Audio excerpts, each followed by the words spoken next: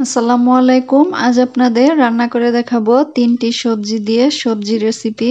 এর জন্য প্যানে আমি তেল নিয়ে নিলাম। তেলটা গরম হলে দিয়ে দিব চিমটি পরিমাণ আস্ত জিরা। আর এই সবজি দিয়ে আপনারা গরম ভাত বা রুটিও খেতে পারবেন, খেতে খুবই মজা হয়।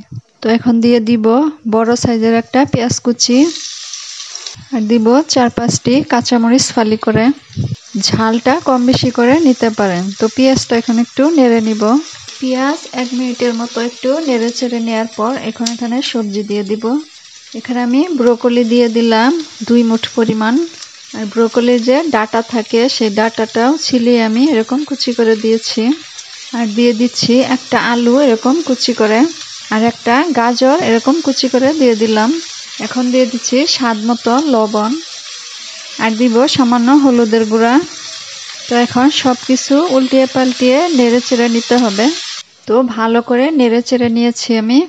তো এখন সবজি সিদ্ধ হওয়ার জন্য ঢেকে দিলাম।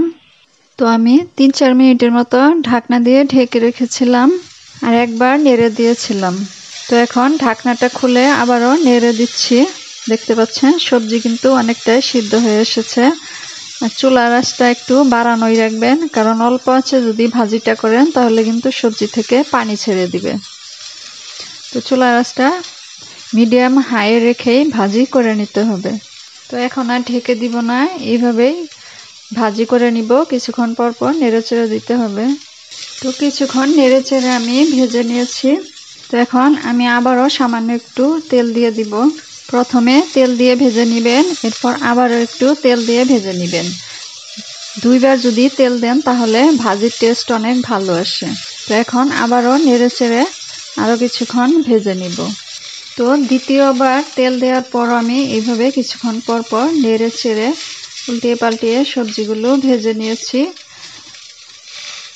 আর অনেকটাও নরম হয়েছে। যখন দেখবেন সবজির পরিমাণ অনেকটা কমে গিয়েছে আর নরমও হয়েছে, তখন এইভাবে একটু চেপে চেপে নেবেন।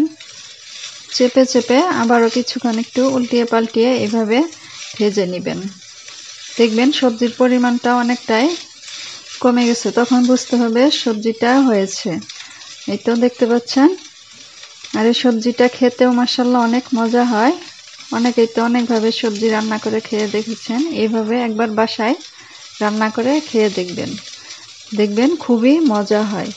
আশা করছি রেসিপিটি ভালো লেগেছে। ভালো লেগে থাকলে প্লিজ লাইক, শেয়ার, কমেন্ট করে চ্যানেলটি সাবস্ক্রাইব করে পাশেই থাকবেন।